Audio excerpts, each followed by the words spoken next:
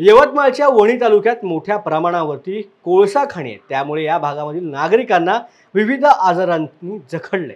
म्हणूनच त्यांच्यावरती उपचार करण्यासाठी आमदार संजीव रेड्डी बोदकुरवार यांच्या वतीने आरोग्य शिबिराचं आयोजन करण्यात आले। या ठिकाणी रुग्णांवरती उपचार करून औषधे देखील देण्यात आली असून भारतीय जनता पक्षाच्या वतीने सेवा पंधरवडा साजरा करण्यात आला।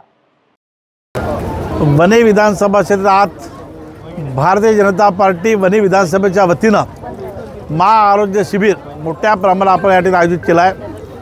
खरं तर देशाचे प्रधानमंत्री नरेंद्रजी मोदी यांचा 17 सप्टेंबर हा जन्मदिवस, प्रधानमंत्री नरेंद्र मोदीच्या जन्मदिवसापासून तर राष्ट्रपिता महात्मा गांधी यांची जयंती 2 ऑक्टोबर हा जो 15 दिवसाचा आम्ही कालावधी आहे, दरवर्षी सेवा पंधरवड्याच्या स्वरूपात मोठ्या प्रमाणात करतो आहे। त्याच माध्यमातून आज 22 सप्टेंबरला वणी येथे भाजपच्या वतीनं वणी विधानसभे वतीनं मोठं आपण आरोग्य शिबिर घेतलं। या शिबिराच्या माध्यमातून अनेक रुग्ण असेल, महिला असेल, पुरुष असेल, लहान मुलं असेल, सर्वांची तपासणी, त्यांना औषधोपचार आणि ज्या व्यक्तींना, महिला असेल, ज्या ऑपरेशन असेल त्या सर्व ऑपरेशन विनामूल्य आमच्या भाजपच्या वतीनं आम्ही करून देणार। हे सामाजिक सेवेचं व्रत म्हणून आम्ही दरवर्षी हा संकल्प करतो।